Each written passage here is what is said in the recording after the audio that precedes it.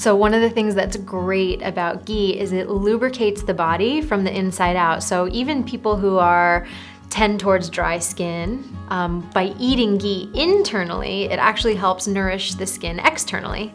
It helps bring about healthy glow to the skin, to the vitality of your entire body.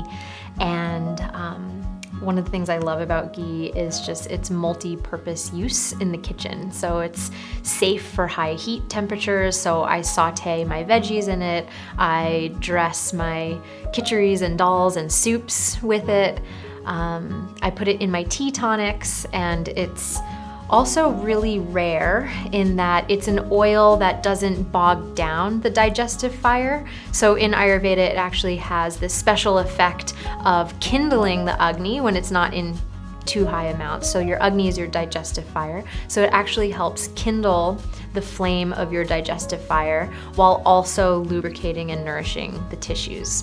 So sometimes I'll, before I go to bed at night, dab it under my eyes like an eye cream. Or put it on little dry areas. I don't usually put it all over my entire face because it is kind of heavy on the skin, but for little dry areas or for areas that you feel like need a little bit extra youthfulness, you can apply ghee topically for that.